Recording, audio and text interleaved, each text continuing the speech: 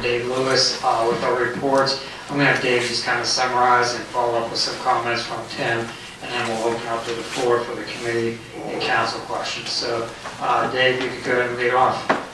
Sure. I mean, we're just a month in, so, we're just starting it. Nothing major to report on it. The only thing I do want to kind of bring up the general fund forecast. We made some updates on that forecast since we last met. We've added the projected cost of the raises for the fire union contract being negotiated, plus an estimate for what may be negotiated with the police department. We're looking at an additional $101,000 coming out of this year's budget, followed by an additional raise next year, which would be approximately $200,000. Over the course of 5 years, that's going to have an impact of a little over $900,000.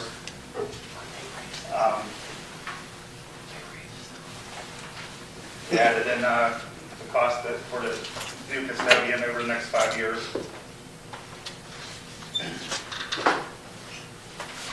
We looked at one of the items you had on the agenda was overtime. Nothing too unusual there. Obviously, with the weather, street department overtime's a little bit up, but nothing unusual. Be happy to answer any questions you guys might have with that. I just would jump in on that one a little bit on overtime. Theoretically, with 1/12 of the year done, one way to look at it would be, we'd have about 8.3% of the budget spent. Conversely, 91.7% of the budget for overtime still in place. And my calculations are correct, we're in total about, we've spent about 9.4%. So we're up about 1% in overtime over what you might expect to see if it was month by month. I think Dave is absolutely correct. It's a function of the winter months. These are our biggest or most expensive, if you want to put it that way, months for overtime, generally, certainly in the street and in other departments as well. I think the general fund is about, in overtime, about 14% spent. Again, that's to a large extent is street department. Other departments are under the budget. So I don't see anything unusual or to cause concern certainly at this time. But obviously, over time, it's one of those things we need to continue to look at and monitor very closely.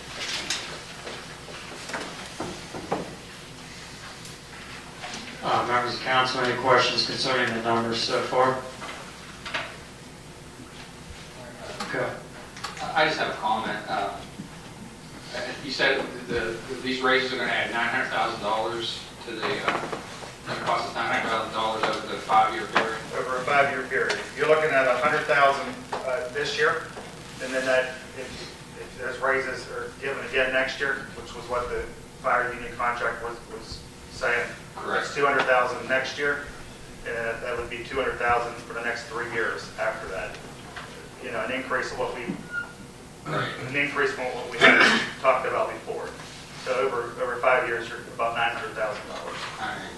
Yeah, it continues to be my position that we shouldn't be granting any raises until we get the general fund stabilized.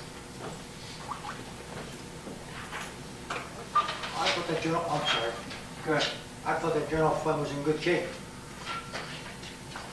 But, if you take a look, originally before the contracts, and that's one of the things we're going to be doing is handling the fire contract this evening, and the projection is going to be with the police contract. I think you've projected the same as the fire contract. Am I okay to say that? Very close. Just for example, for this year, the cost for the police would be 2.2 for the whole year, $55,100 additional, 46.4 for the fire department for just this year for a whole year. Yeah, and historically, and then, I don't know, Kenny, you got a comment. Historically, then the non-union, we followed up with that. It's that way everyone is treated the same. So what happened was, when we looked at the end of the year, we showed that we were good through 2019. Once we got the union contract negotiated with fire, then we estimated where we were going to be at with these pay raises put into place, and that's where you showed a deficit now coming in 2018. So in essence, no, we still need, like we've talked about all last year, help with the general fund, and that's the reason why we've talked, safety tax levy increase from 2 to 2.25%. Does that help answer your question? A little bit. Greg, throw a couple things in there. Jan, and you say, well, and your question is a great one, is the general fund in good shape? Well, you look at, I suppose you look at where we were a year ago, and we were going to go into the red, I believe in 2016 or 2017. Obviously, there was some things done over the last year, 2014, certain revenue, higher income tax revenues, costs that were kept under control. The deficit now appears to be in 2018. So is that progress? Yeah, it looks better. Is it where it needs to be? Absolutely not. It's, we still have in my opinion, a structural imbalance when we have two departments, police and fire, make up about 60% of that fund. That is, from a structural standpoint, that's a difficult. It's very challenging to work with that, and each year, as we look at the projections that finance department has put together. Obviously, we're not where we want to be, but that's. But we're in good shape for the next 3 years. Well, we're not on the red. We're not. We're not on the red. We have a surplus. We should be able to handle everything. But we're not on the red. Yes, we're not. But I don't think it's where we want to be. I think we want to improve. We want to improve the general fund from where it is today and going forward, and that will most likely take us in looking at things like the wage tax and other things like that. Thank you. Yeah, my comment was only, let's go back to the union contracts. Neither of them are finished yet, so those are estimated raises. And also that it's a combined, it's not $200,000 for each or $900,000 for each at the end of 5 years.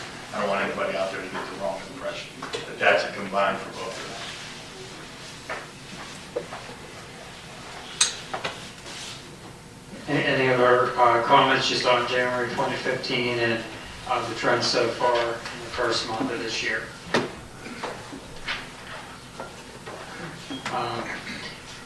Tim, there's budget amendments that we need to go over. That's going to require 3 ordinances this evening, and I would like for you to highlight each one at a time as to what they're about, which council needs action to take on next week, and your recommendation on it.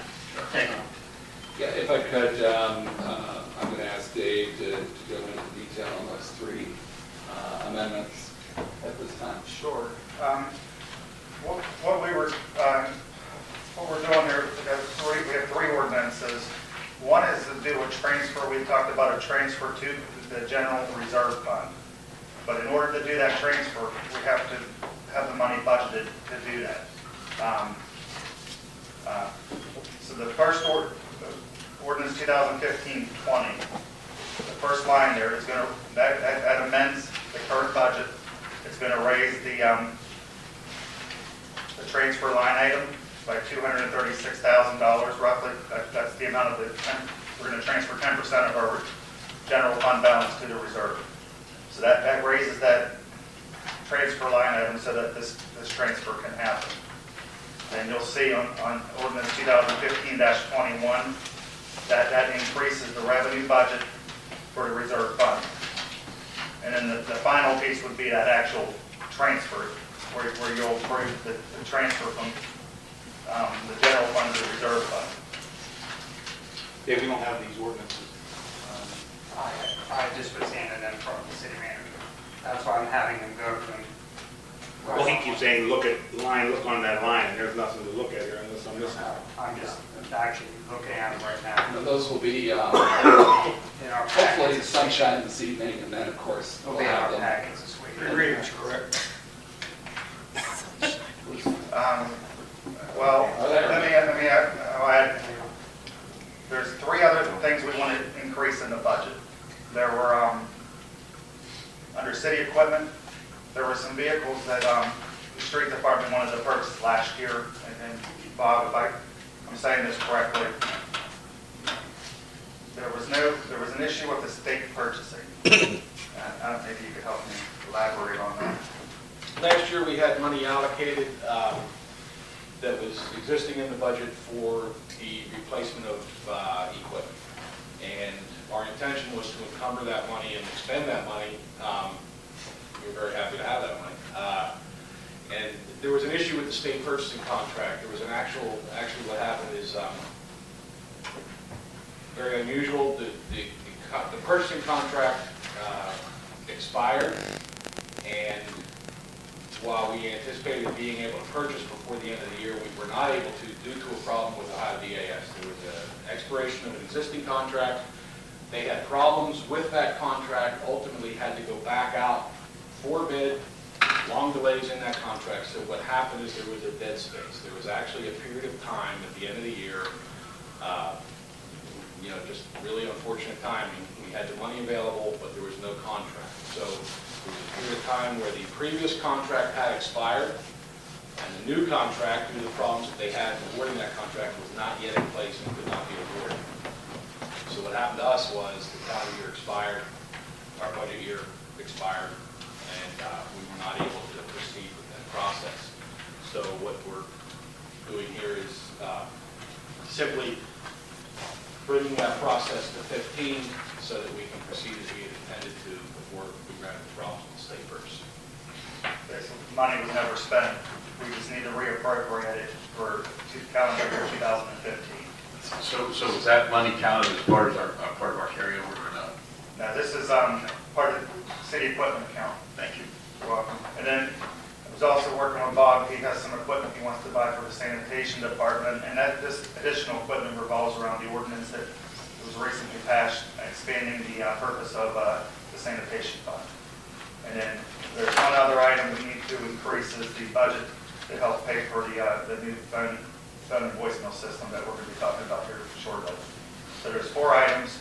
They're all listed here. It's not a full-blown ordinance like you may be used to, but we've done this in the past. And they add money to 4 expense accounts. Just going back, under Bob's, the legislation we passed was for the new street sweeper tent. That's part of what this expenditure is for us. Then, since we've passed that legislation, to then go ahead and expend those dollars for the new street sweeper. Correct. On the sanitation side, it's basically the second part of the solution. The council's already taken action on the legislation regarding the uses of that fund, and this will put the funding in. So when the legislation kicks in, this will put the funding in place to do the things that we've discussed in previous meetings. The new street sweeping equipment, repairs to the existing, and the other equipment necessary to perform those functions defined in that legislation for the uses of the sanitation fund. It puts the funding in place to move that forward. Correct. Yes. That's quite a clarification for council. Well, So this is for equipment, correct? Is this the backhoe?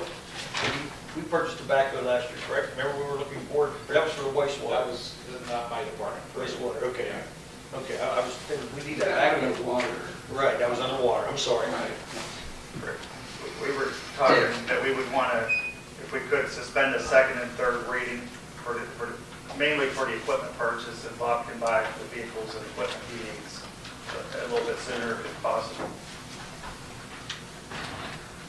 And I think, Mike, I think the general reserve fund is something you had reminded us to do. We committed to do that Correct. each year, and it wasn't in the 2015 budget, so that will make that correct. That particular legislation, since really we don't have to do 30 days on that, we could just continue to read it over 3 readings on the general, it would be orders 2015-21. True. And to transfer the general reserve to the general fund, and 22, the actual amounts. Is that correct? Yes. The only one you want out of these 3 we talked about was the fact that the camper outlay, because we've approved already to purchase the new street sweeper, we want to get that money moved in, so that way the purchase camper, we could hopefully in the next 4 to 6 months see the benefits of that. This is what you're talking about, correct?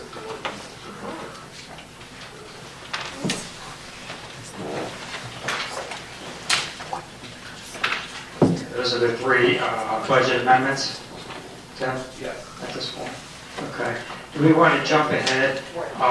And since one of the budget amendments is item number 6, the voicemail and telephone system improvements, can we just bring that up since that's part of this budget amendment, which would be ordinance number 2015-30, or -20, excuse me.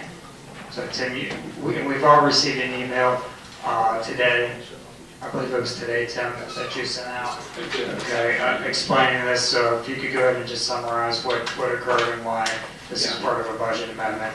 Thank you. I'd be happy to. The voicemail and telephone system improvements, as council will recall, we approved, or council approved, as part of the 2015 budget, phone system upgrades. It was in the amount of, I believe, $55,000. This amount would replace our voicemail system. The server is no longer supported. Our voicemail is, by most industry standards, antiquated. My understanding it's over 10 years old. We experience from time to time our phone system is out of service to the public, and I suppose I would say it crashes altogether. It's a problem that I wanted to make certain was part of the 2015 budget, or the solution was part of the 2015 budget. And I would add that most recently occurred where our system was down during the week of January 26th. Our former finance director was the project manager for this item. She determined the city's telephone hardware was also outdated, at about the same age as the voicemail, and that it would be less expensive to include that purchase of the replacement of the phone system at this time, rather than to do it separately as a second phase. I believe the estimate, it might be a savings of about $10,000 if we did it as one project rather than separately. However, the additional cost would be about $19,000. So originally the budget, we had $55,000. The total cost is now around $74,000. These amounts that are associated with this purchase and this project are government pricing levels. They've been provided to us by our communications vendor, World Radio, and such pricing is generally considered to be the lowest available. I certainly agree with our finance director's determination in terms of bundling this project together, replacing the voicemail at this time, and the telephones. However, I believe that she move forward with this project a little bit sooner than we should. This project is, it's much needed, it's a higher priority communications project. We're going to postpone at this point in time replacing the tile in the lobby of the city hall. We might look at, maybe when we have a custodian on board, maybe there's some way we can do something in-house, but by postponing that project to 2016 or beyond, that saves us a significant portion of this project, about $10,000, I believe, in savings, and I'd rather put that towards this project. So that is the review of the voicemail and phone system upgrade. I'd be happy to answer any questions. Any questions, council? Is that got a service contract with it in that? Yes, we do, with Fort Radio. We'll build a lot less for What are you asking for? we replace it. Yeah. What are you asking from council? For them to bid again, to stay with our? No, to stay go with forward our and local- purchase it, enter into a Upgrade, contract. right? Upgrade, Upgrade. stay with our local, Yeah, it's a 10-year-old system, and the fact that there's been times when our residents can't get a hold of anyone in the city is alarming. So it's needed to be fixed, and he just wants us to enter into a contract with Road Radio, who's a local vendor. Mr. Hyman is sitting here, right here, and I know Kenny asked if, like with having a service contract, Tim, do you want Dave to give a 2-minute synopsis to us as to what we're going to be receiving? If that would help council. Tim, you had a 2-minute, or Dave? I think it's fair to point out, to answer Mr. D'Aretto, is the authorization already took place through legislation and through the budgetary process. It was anticipated $55,000. With the phone and all, there's an increase in that budgeted amount, and we're asking for authorization of that budgeted amount to cover the cost of the phone system and Well, the idea is with the new phone system, not having antiquated equipment, the phones. and it's going to stay locally. Yes. yes, and it will save us money in the long run. Thank you. Dave, you want to give like a 2-minute synopsis of the system that our residents will Now, you know? knew my dad, you know I can't say anything in 2 minutes. Oh, jeez. The rest of it. No, the service contract includes the same as it has, unlimited on-site service for any reason, 24 hours a day, 7 days a week. Plus some free work once in a while. We do free work, yeah. We give it all for the team. Any questions? Yeah, Dave. Yes. This will, more modern. Yes. Well, one of my concerns is, like, okay, so I'm calling Dave Hyman. If Dave Hyman doesn't answer the phone, can Drew in another office pick up that phone? Absolutely. He'd be able to pick it up? Call pick. Okay, then, if there's nobody available in either office, where's the phone? And not, no disrespect, but you can tell us where you want that call to We'll go. go there. Like we We say, we want to go can to do the it main in desk. permanent programming, or we can make it a user. Say if Gary was going to be out golfing, he can send his calls to your phone. And you'll still be able to leave voicemail. Absolutely. You can, and actually what you can do, you can cancel it. You can choose to wait for it to transfer, or you can actually choose to push a button, leave a voicemail for Gary. Because the way it is now, we can't do that, right? No. Yeah. This is 10 years old, it's served well, same product, same good product, it's just the upgraded model, and it's good for the next generation. My next question would be, not stop with you, Dave, but if unless somebody else has it. No, Dave, I appreciate that. Thank you. Bob? What, total cost is $74,000, is that right? That's correct. And we have 55 budget. And we're doing away with the towel job for 10, where's the rest of it coming from? To be determined. I haven't got to that point yet, but we'll certainly look for savings in other projects if we can. I have not identified that yet. we won't go forward until we have the full amount, or is that my understanding, or? No, we will, I think Dave will have to kind of look at, We have the money. we have the money. This is money left over. When we built the city building, there was a little bit of money left over. And that's what, part of that's being used to pay for the capital improvement of the phone system.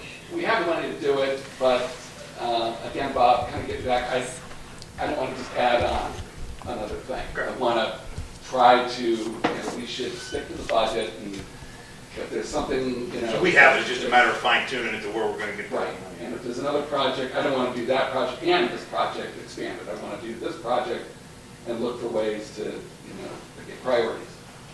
So this will be 3 readings, correct? This one we're requesting, I think it is, Dave, is it not part of the same That's part of the same. legislation? Yeah. as You don't even know where you're gonna get the money from, and you want me to do an emergency on it, correct? No.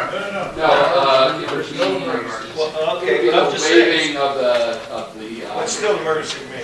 second and third. Just do it at the waive the second and third readings, and then that's still an emergency to me. And we don't even know where we're gonna get the money from. It's coming from the capital improvement fund. Yeah, we do have the money. Great. It's left over. We do have the money, really, it's just, again, and I know I'm confusing it, but I just, I don't want to, what I'm trying to say is that we're not going to do another project to help pay for this project. We're not going to do the other project and this project. So I'm I'm trying going to to. get to Dave in 1 second, but Willie, I think with Dave Lewis, and when Dave Lewis and I talked about this, was the fact that, what he stated was there was money left over from, the building fund, and that's in the capital improvement fund, and that's where he was going to take the $9,000 from. Tim was saying beyond that, he wants to find an additional savings of $9,000 somewhere, just to basically offset it down the line. But right now, it'll come from the savings in the $10,000 of the town that's not going to be done, and $9,000 from the capital improvements fund. Greg, why do we have to wait 30 days? Why do we have to have a 30-day reading? It's not an emergency, and there's no time frame for this. That is to be answered by, that was going to be my next question. Are we doing this over three readings in 30 days? So that's Because what 30 I days need, is that's what I another- need to answer. It's another way of The only reason I could think of for doing it, waiting the last 2 readings, is the phone system went down once already. It could go down again. Yeah. So I think we should waive the second and third reading to get the phone system, to ensure we don't go down like we did 2 weeks ago, or whatever, however long it was. And then I'm going to have Dave answer. If I can offer some, I know the way the additional came in was kind of an unexpected because of the past finance director.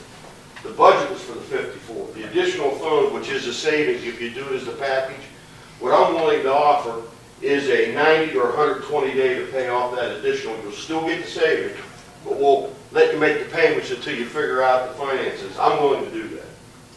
No, you're beyond reproach with me and the city as far as that goes, but my concern is that I was one of the biggest complaints about this phone system. I've always been complaining about it. And I've talked to Tim about it. We do have to do something that was antiquated a long time ago when we had that conversation. But that 30-day thing, I don't want, now we're going to start using that 30-day thing, the same as we do the emergency reading, except it's only 30 days and it expedites it. If we waited this long, I believe that we could wait for the 3 readings, and I'm not in favor of that 30 day for this stuff. The system, no question about it, and I know that you volunteered to do it, repair it for free and everything else, which I deeply appreciate. I don't want to get into that, we're going to use that 30-day thing for this. And the phone system has been going down. It's been going down I've been a councilman 14 months, and that was one of the first things I complained about. And we're taking action. That's a good thing. And the money where it's coming from was explained well. I think 3 readings is my opinion. That's it. Before I go on, I'm going to answer that, and I think Mike helped partially answer it. Ordinance number 2015-23 is an ordinance, the first ordinance is for this was put into the original budget amendments for what we needed to accomplish with the transfer of the rainy day fund plus Bob's equipment purchase. 2015-23 is entering into a contract with World Radio to upgrade this. So if we do 3 readings on this, then we're talking, basically we won't see the system in place until the middle of April, is that correct? Roughly. Yeah, it's from the date of the committee, it's somewhere 16 to 72 days is what my estimates have always been on that. All right, so basically somewhere, middle of April is when Yeah, this thing could, so that's a difference. So, the idea is to just sit there and do 3 readings and it comes in, we have the system in place by middle to late April, or do we wait the 30 days and have the system in place at some point here mid-March? So a difference of a month, that's all I think they're asking for at this point. So those are the 2 ordinances that encompass this program. Yes, Sean? Don't put anything in place yet. How about if the police department and the courts move across the streets? Did you read the paper? Yeah, Yeah, I don't think that's gonna that's just one person. I'm not done yet. I mean, just because he's against it. We got 80,000. That'll move right over there, Mr. Dillerado. Thank you. This is set up in case you do move. We take that piece and move right to the new location. Thank you. Mr. Chairman. Yes. Good. I understand, I do understand the sensitivity of the emergencies and non-emergencies. I suppose, and I did a few weeks back try to suggest a criteria, different things that we ought to consider when we're doing these, so that we have we know, or we have at least a general consensus of when we're going to do something a little more expedited than doing the routine 3 readings and waiting 30 days. I think that, I guess I would request that we do the waive 30-day or waive the 2nd and 3rd reading. My point would be, and I feel this rather strongly, again, the administration has identified a lot of issues over 13 months, and we've tried to take action where we can. We can't do all of it at the same time or at once. A lot of research went into the phone system that took place, wasn't even part of this, our council meetings. It was part of preparing for the budget. So we tried to do our due diligence there. It's not like we just determined that the phone system, went bad 2 weeks ago and we said, oh, okay, we got to change it. It's been an ongoing issue. We did our research last year, and I think essentially it comes down to how do we serve the public? And if we have a system that's going down every other month or whenever it does, I feel that is reflects badly on us. And more than that, it prevents us from doing our job. And again, I suppose the system's over 10 years old. A year ago, it was 9 years old, so it was still antiquated. But I do feel, and with all due respect, I would ask that we, if possible, waive the 2nd and 3rd reading and move forward with this purchase at this time. Thank you. Any other comments or questions on this particular subject?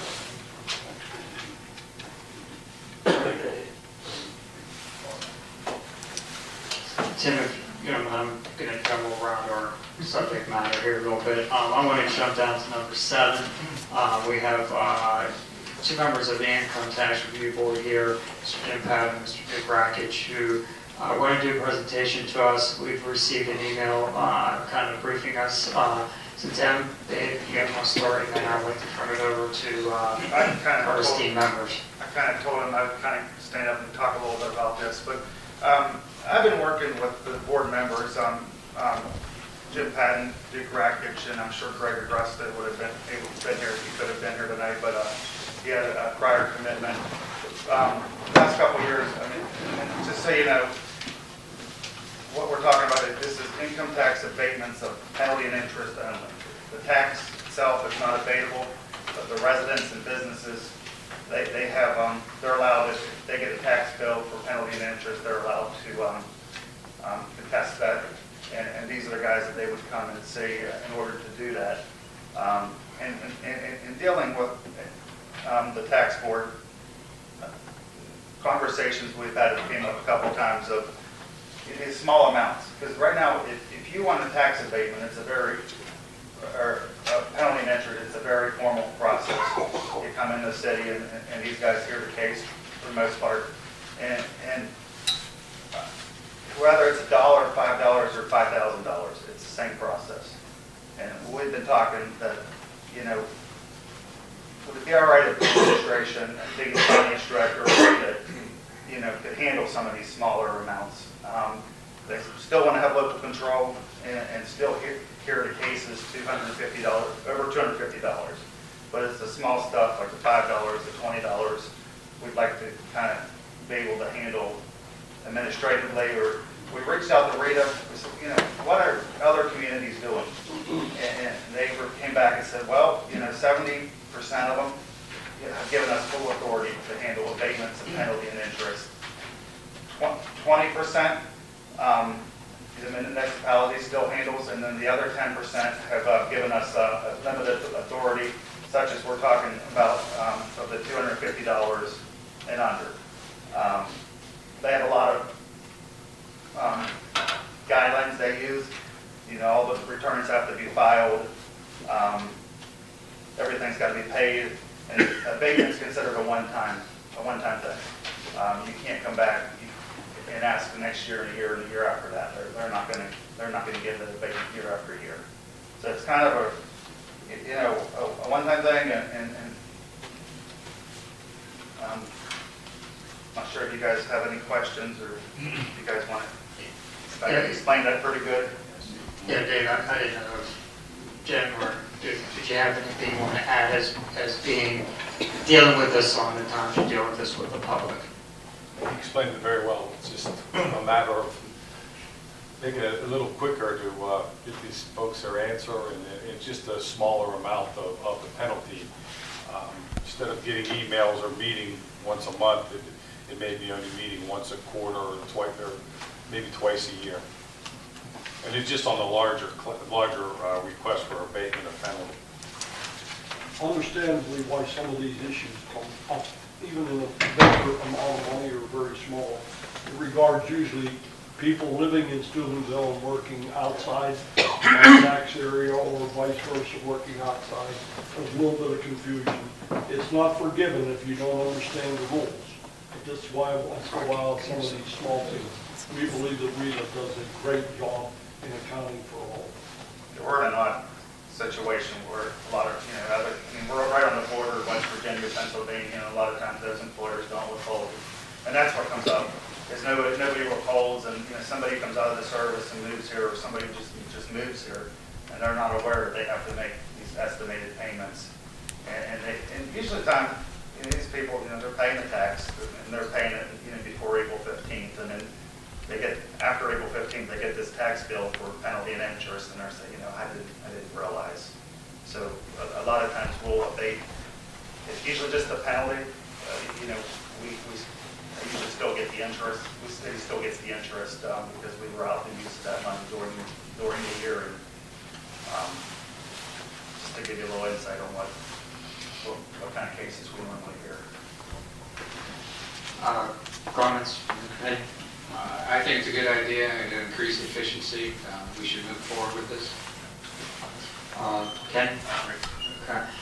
There'll be ordinance number 2015-19, which will be changing that and be given 3 readings.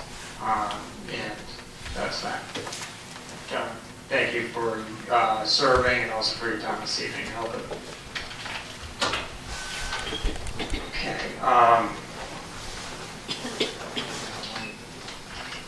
Can we go to number 5, Tim? Just deal with the fire contract and can you update this table of organization amendments, please? I'd be happy to, and Gary is in if I miss something, but this legislation would would include the wage adjustments associated with the fire department union contract for 2015 and 2016. Well, I guess it would be for 2015, thank you.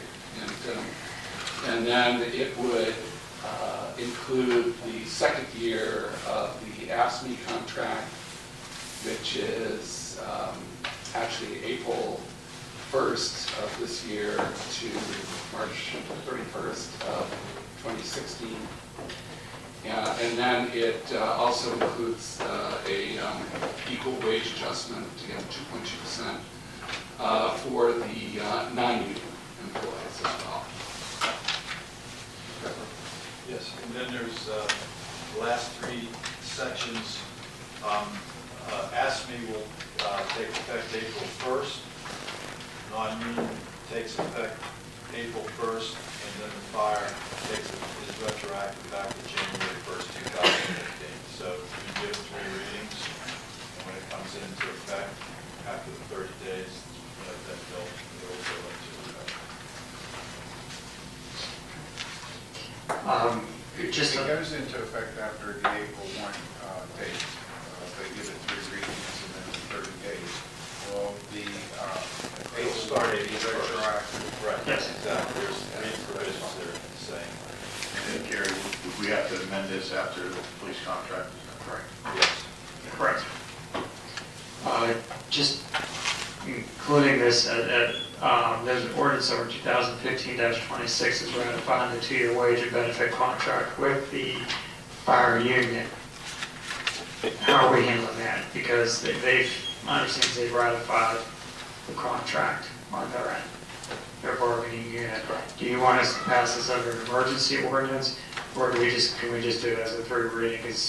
You can do it as a 3 reading, because once again, once it becomes effective, they'll get paid back on January 1st. In the past, we've done them as emergencies, but however you want to do it, it's fine. Okay. I just want to make sure since they've passed and they've agreed to it, that they understand that, and we've agreed to the terms as well, that this is what this means.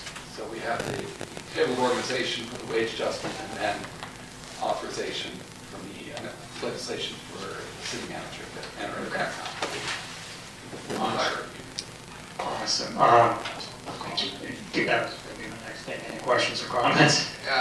Shouldn't we vote and ratify the contract before we change the TO? I mean, it's probably going to pass, but it may not.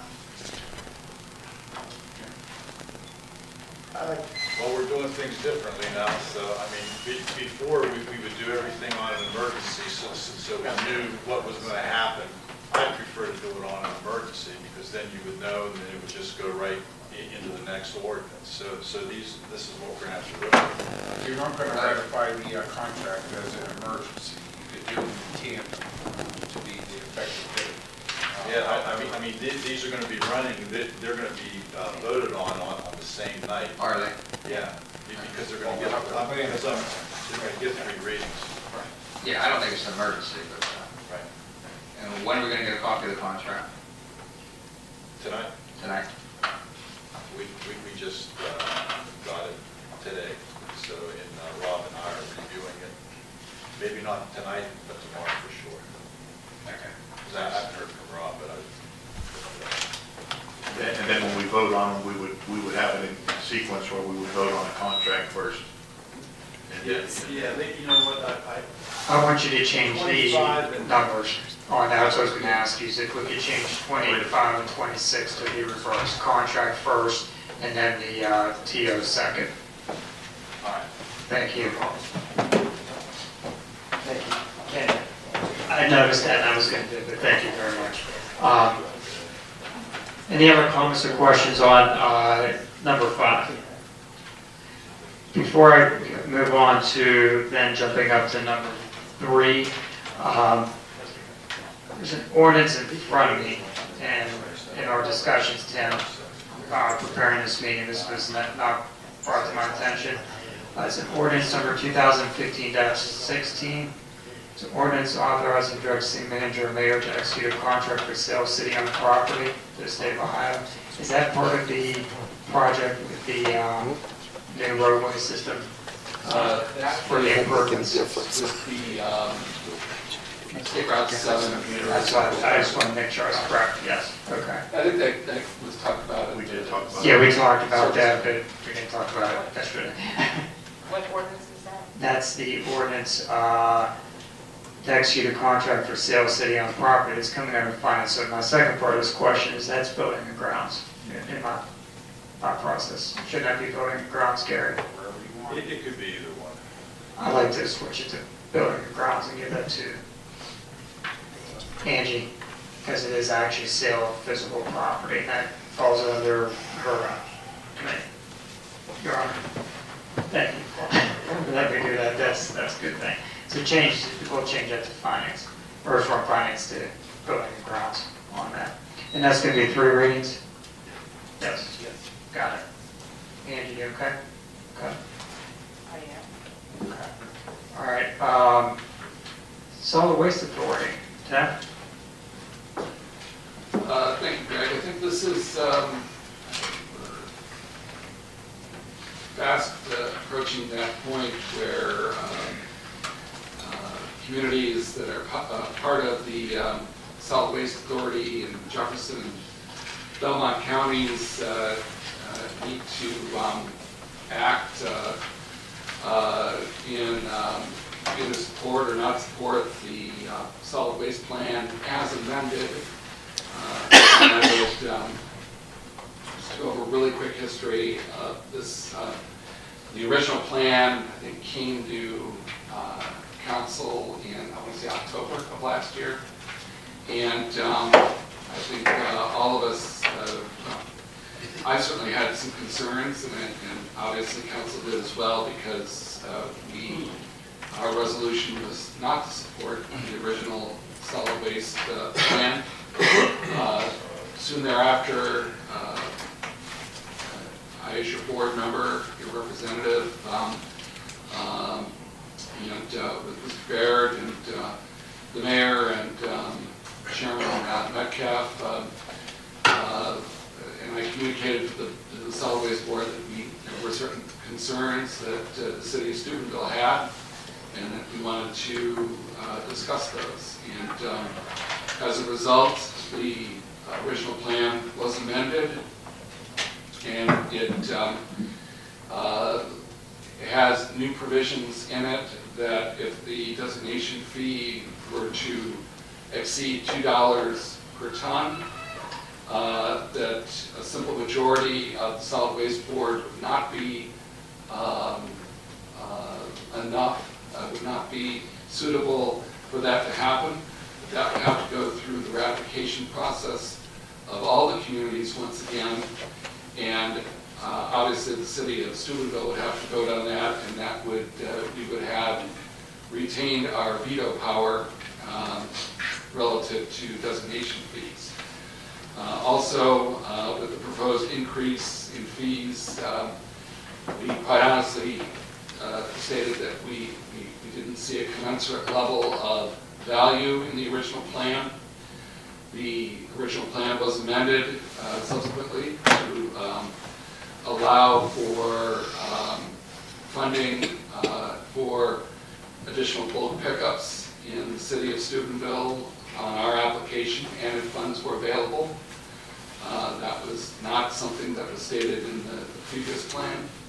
And then I think finally, that the plan we would want to, we expressed very keenly that we felt that 15 years was a long time for a plan of this magnitude, and that our intent would be every 5 years to open that plan up. And I think the board, while that is part of the revised code, my understanding, it's something that we certainly made a point of, and I would anticipate that we would hold the board to that and pursue that reopening in 5 years.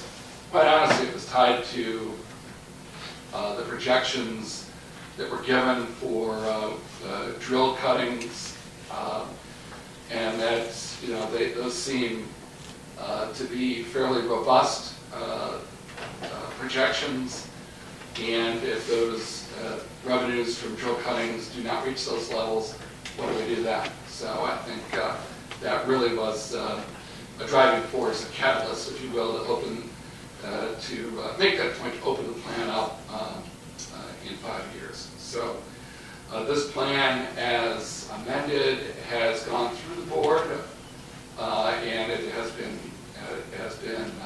adopted. Now it must go again through the ratification process, and that's why it's coming back to the city and other communities throughout Belmont and Jefferson.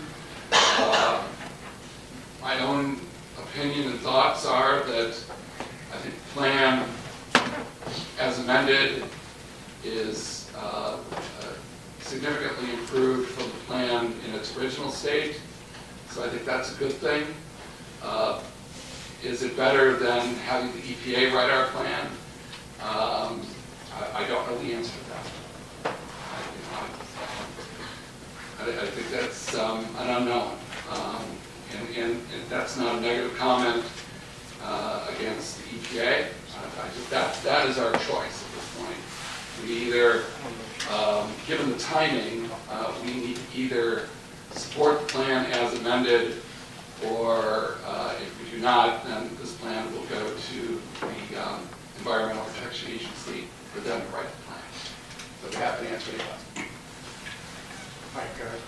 Yeah, Tim, Mark Nelson sent to the officials for Martins Ferry and Steubenville and the JV Green Team an email where he compared the solid waste district of Belmont, Jefferson County to the solid waste district of Carroll, Columbiana, and Harrison. And I skimmed through the two reports, and Carroll, Columbiana, and Harrison seem to operate theirs on roughly $400,000, and they seem to do the same thing we're doing. Is there a reason, or is JV Green Team going to respond back to that email to why our solid waste district is run on $2.3 million, I believe, and Carroll and the other one, same size, taking in the same amount of trash, is run on $400,000? Thank you, Mike. When I received the email from Mr. Nelson, I did forward that on to the executive director of the JV Green Team, Mr. Meyer, and asked him to comment and respond to that.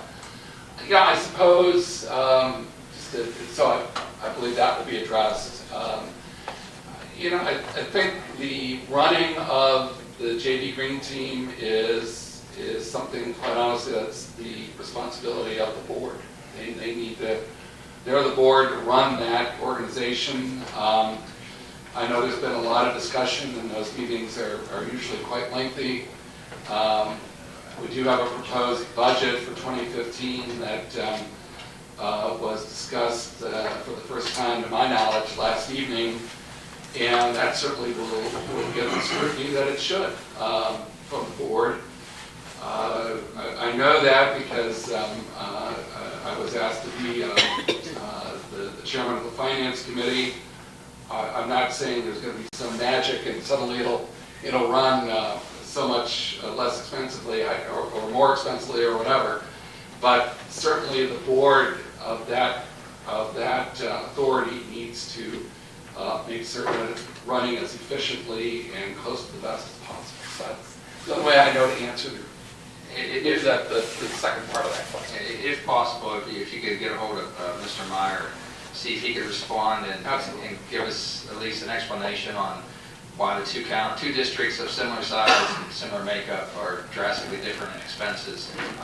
And it would be helpful for me before we vote if I had that information. Yeah, I think Councilman Paul has asked repeatedly for their budget, and in that report it shows they spend about $920,000 on wages and benefits, but I haven't seen anything other than that. Yeah, I think it's a great point, and I agree. I think it was a great email from Mark, and I will follow up with Mr. Meyer. Thank you for a response. On that same note, again, Mr. Paul's asked for financials in the past, and in that comparison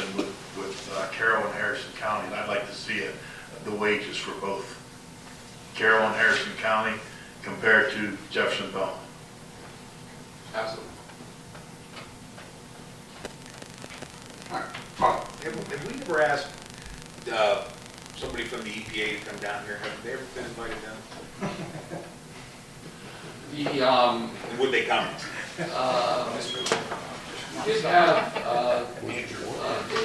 actually, yes, and member representatives, there was 2 representatives from the EPA, came to a meeting in Belmont. I'm just trying to think back when that may have been. It was late last year. And I know they also attended some negotiating sessions as well. Would they be willing to come down and explain? I mean, I don't trust the federal government. I don't, the EPA, and not too many people do. But that being said, I don't want to make them out to be the real bad guy either. Sure. Would they be willing to explain what would happen if we would vote no against this? What would be the ramifications? And I mean, I know what they're going to draft their own plan up, but. Right. Yeah, they would draft their own plan. It would be an unfunded plan, if I'm correct in stating that, Mayor. The funding would have to still come from, the JV Green team. They'd have to figure that out, but they would write the plan themselves. That's where we're at on that. They did speak to us a little bit, but that's my understanding. So right, if the funding still has to come locally, and who knows how they'll do it. We already know there's been a tax added to our tax bill. I guess my question is more for them. I don't know if you know, but would they look at the funding that we have available to us? Is that a determination, or you're able to say this is how it is, and you're going to pay this amount of money? If I can respond, I think that my understanding is correct from EPA. It's kind of analogous to the plan, the amended plan, and the original plan, for that matter. Both have, from a financial standpoint, sources and uses. If you're gonna do these things, these uses, these are your sources. And one of those was designation fees. And my understanding is that they would not put designation fees in to a plan that they would write, and that they somewhat leave the sources up to us. But they're going to tell us, they're going to give us suggestions on the uses. So, and again, I talked to a number of communities or authorities. To be very honest, I didn't get any real consensus of whether, some communities said that was the last thing we wanted to do, some communities said it wasn't that bad. So I don't know. I think we just have to probably make that determination of whether we think going with EPA is a better thing than the amended plan. That's really where our decision is. As to inviting EPA, I leave that up to, that's a council call. You can always invite anybody at any time if a consensus of council wants to do that. It makes good sense. Potentially, I think, Tim, if you could reach out and see maybe in a couple weeks if we can have them before we even introduce any legislation. I have not yet had a chance to review and research the emails that Mike has just alluded to. At this point, I haven't had a chance to, so I'd still like to. But I'd like to ask Mr. Barrett a question. One of the main things that we've talked about in council was the ability of finding value for our residents of our city. And one of the things we have put in play is the additional money in their budget, if I can say that correctly, Tim, of around $22,750 that we could help us with additional bulk pickups in the city. And I'd just like to know, Bob, will that help us, and in what manner, and how many pickups do you think we could do with that extra money? Just this would be in play.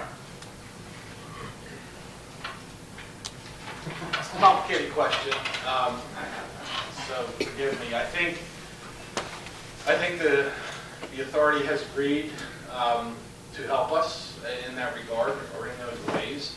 I do believe it's contingent on their availability of funding. So I think, I can't say much beyond that. I think the the spirit or the intention to provide that service or that assistance is there. But ultimately, it's going to depend on whether they have the ability to do so. Any help is good help. So that would, that would go a long way to helping us with that. As far as how much that would get us, so to speak, or how much would that cover, that's where the question gets difficult. In terms of bulk pickup, the way we've always looked at it, or in terms of us operating it and what our costs are, it probably wouldn't get us very far.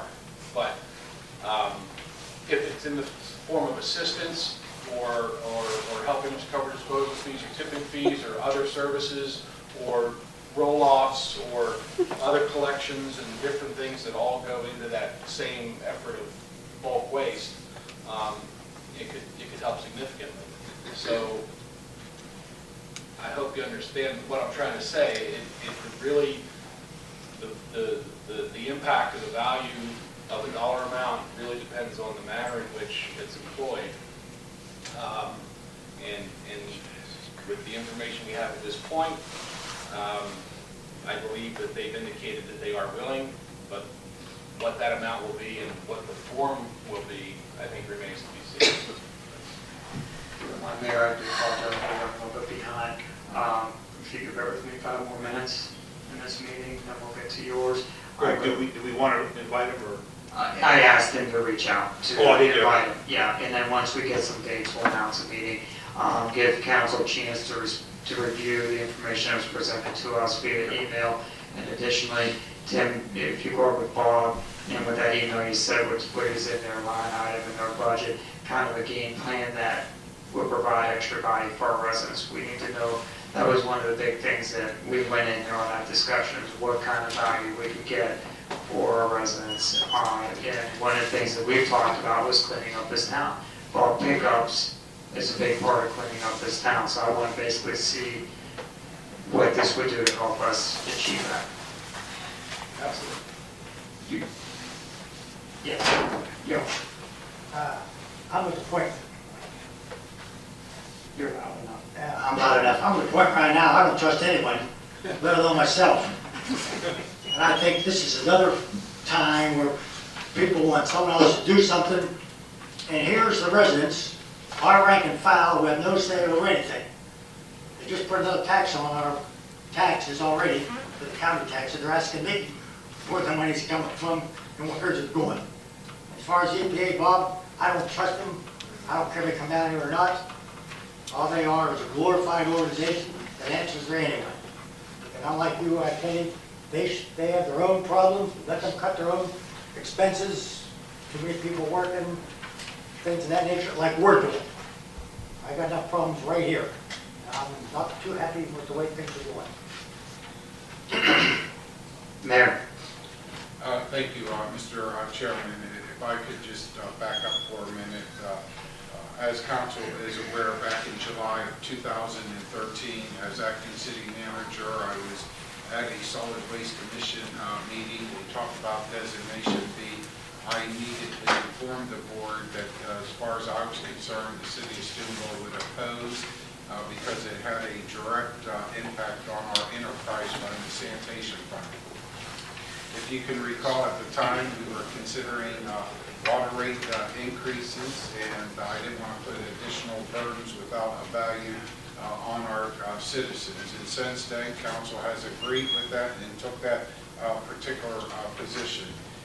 Noting the email that was sent out indicating that there are some dollars set aside in the authority's budget, $22,750 for 5 bulk pickups in Jefferson County. That does not mean those dollars were designated to the city of Steubenville or to assist us with a bulk pickup. So I think that needs to be clarified. Unless we get value out of us supporting the solid waste authorities or the plan that is presented, we really need to see value in some type of a form. Because quite frankly, this will have about an estimated $20,000 impact to our sanitation fund annually. And there's no doubts, council's completely aware of the finances of the sanitation department. We've talked about it time and time again. We could absorb this increase to the sanitation fund probably this year and possibly next. But sometime in the future, if we don't have value to offset it, city council will have to consider some type of an increase to offset that, and that would be a direct impact to our residents. So I want to caution everybody on that. Negotiations, I might say, that our city manager was involved in with the board were rather difficult ones. Everybody, there's 15 members, they all have their own thoughts. I do know the mayor of Martins Ferry is questioning how the city of Steubenville received some consideration in the plan, but Martins Ferry did not. And his council is now questioning that. Well, quite frankly, they should have listened and been on the bandwagon from the beginning, and the plan might have had a different outlook and outcome. That didn't take place. I did have an opportunity to do some research on some other solid waste plans, and they do vary. Mr. Booker from the EPA did appear, I believe twice, I know at least once, I spoke with him about the EPA writing a plan. They will not place designation fee or the funding sources. They would write a plan, and the plan is basically, any solid waste is to reduce garbage that is going to the landfill within the district by 25%. And if that's recycling or however we accomplish that, that is going to be the mission. The EPA will take that in consideration and write a plan. Will it be a plan that is acceptable or we would receive benefits? We will have to roll the dice to see that. However, I think at this point in time, the negotiations that did take place, we received the best deal possible in the plan that they are presenting. Now it's up to council if they want to accept that plan or not. Okay. Your Honor, there's a resolution on here that I'm going to hold.